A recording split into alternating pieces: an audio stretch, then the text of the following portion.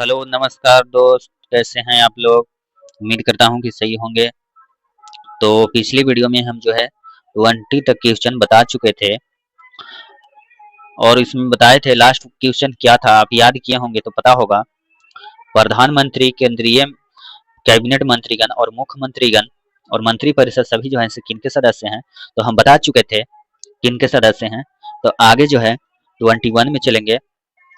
हालांकि बताते हैं ये राष्ट्रीय विकास परिषद को बताए थे, अगर नहीं देखे हैं वीडियो तो देख लीजिएगा।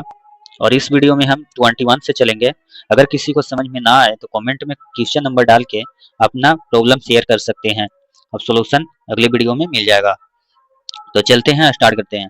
भारत के नियंत्रक एवं महालेखा परीक्षक का कार्यकाल जो है कितने वर्ष का होता है, तो ये हम लोगों ने जानते हैं कि 6 वर्ष का होता है कार्यकाल। तो इसका ऑप्शन सी हो जाएगा सही उत्तर।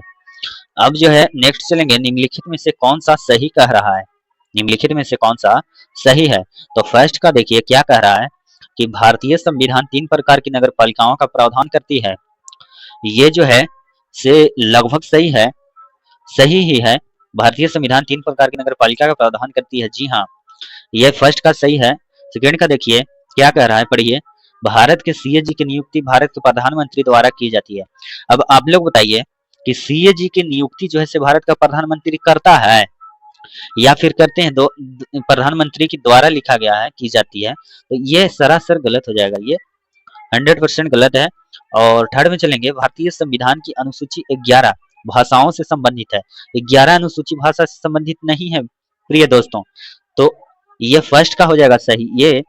और फोर का चलेंगे, तो भारत के राष्ट्रपति का चुनाव 5 वर्ष के कार्यकाल के लिए किया जाता है। तो जी हाँ दोस्त, 5 वर्ष के लिए ही कार्यकाल किया जाता है। तो ये 1 और 4 जो है हमको सही हुआ है। देखते हैं ऑप्शन में, ऑप्शन नंबर ए जो है 1 और 4 दिया गया है, तो इसका जो है सही होता है, हो जाएगा ऑप्शन नंबर ए। नेक्स्ट चलेंगे, किस इतिहासकार ने अकबर द्वारा प्रतिपादित दीन ए इलाही, अकबर द्वारा जो लिखा गया था इसको एक धर्म कहा था, तो ये किसने कहा था। ए में है अबुल फजल, बी में निजामुद्दीन अहमद, सी में अब्दुल कादिर बदाउन और इनमें से कोई नहीं। तो इसका क्या हो जाएगा, अब अनुमान लगा बताइए क्या होगा। ये होगा अबुल फजल। ये option number A is correct answer हो जाएगा, याद करते चलिएगा। और समझ में ना आए तो क्वेश्चन नंबर कमेंट में डाल दीजिएगा और अपना प्रॉब्लम बता दीजिएगा। नेक्स्ट चलेंगे, बंगाल का अंतिम स्वतंत्र शासक कौन था। बंगाल का अंतिम स्वतंत्र शासक कौन था, ये बताना है। तो ये इनमें से कोई नहीं था, ये इनमें से कोई नहीं बंगाल का शासक था। नेक्स्ट चलेंगे, किस वर्ष बांग्लादेश की स्वतंत्रता की घोषणा की गई थी। बांग्लादेश जो है स्वतंत्र पूरी तरह से जो है किस वर्ष हुई थी, ये वर्ष बताना है आप लोगों की। तो ये हो जाएगा 1971 में जो है स्वतंत्र की घोषणा की कर दी गई थी। तो क्या हो जाएगा, सी इज करेक्ट आंसर हो जाएगा। नेक्स्ट चलेंगे, नेक्स्ट है अफीम युद्ध 2 देशों के बीच हुआ था, ये 2 देश कौन कौन थे ये बताना है। तो ये कौन कौन थे, तो ये हो जाएगा चीन और इंग्लैंड थे, चीन और England. Option number B is correct answer हो जाएगा। सिंधु घाटी सभ्यता के लोग किसकी पूजा करते हैं, तो सिंधु घाटी के सभ्यता के लोग जो हैं विष्णु भगवान को नहीं, ना इंद्र को करते थे, ना ब्रह्मा को करते थे, सीधा इसका ऑप्शन हो जाएगा पशुपति जी को करते थे। नेक्स्ट चलेंगे, निम्नलिखित संत में से ये सभी संत जो हैं नमलवार और सूरदास एकनाथ रामानंद में से कौन जो थे महाराष्ट्र क्षेत्र में सक्रिय थे, महाराष्ट्र क्षेत्र में ही वो रहते थे ज्यादातर।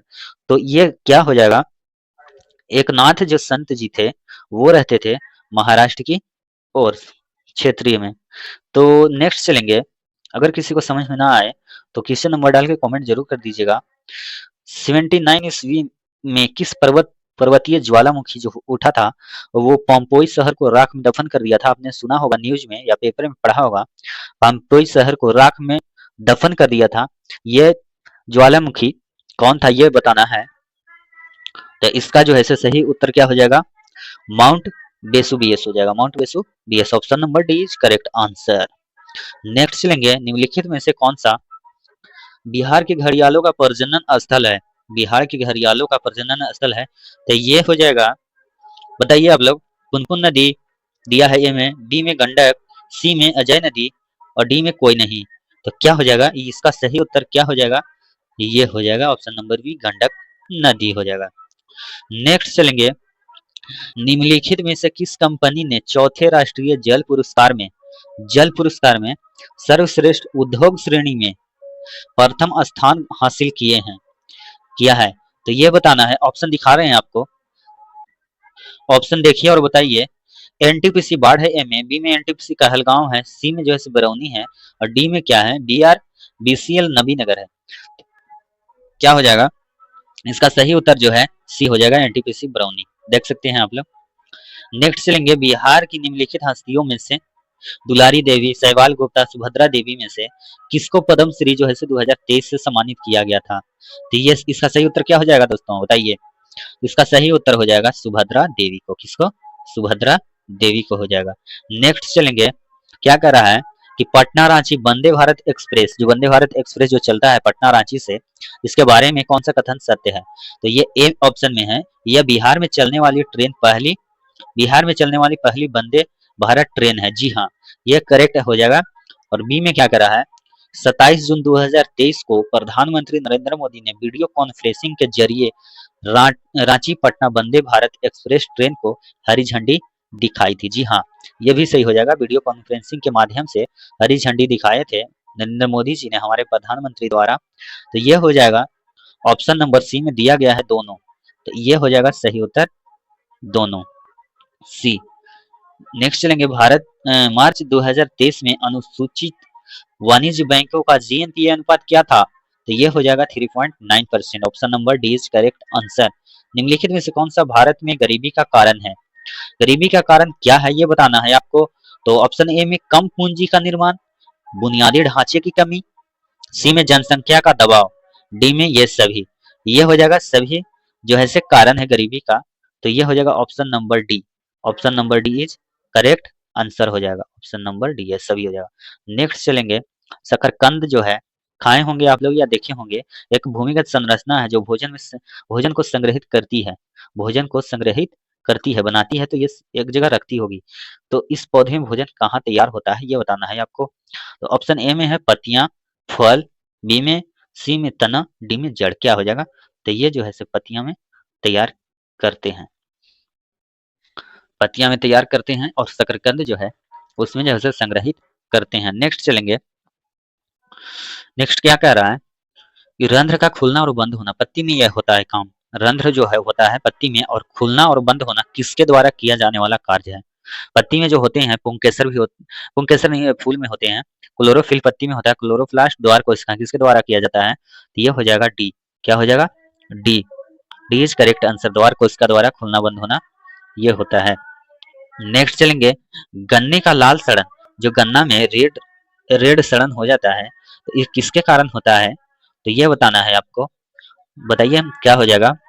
तो ये हो जाएगा option number C is correct answer, Colletotrichum और फाल्केटम, ये रोग का नाम है। और एक जो है 39 में क्या कर रहा है, प्लाज्मा झिल्ली जो है शब्द किसके द्वारा दिया गया था? ये रॉबर्टसन नगेली, ये दोनों में से कोई नहीं किया था। नेक्स्ट सी और डी देखेंगे क्या कह रहा है। ये ऑप्शन जो है सी में है एनग्रीव, और डी में जेक्यू प्लोवे। तो ये डी जो है करेक्ट आंसर हो जाएगा, जेक्यू प्लोवे प्लाज्मा झिल्ली को शब्द दिए थे।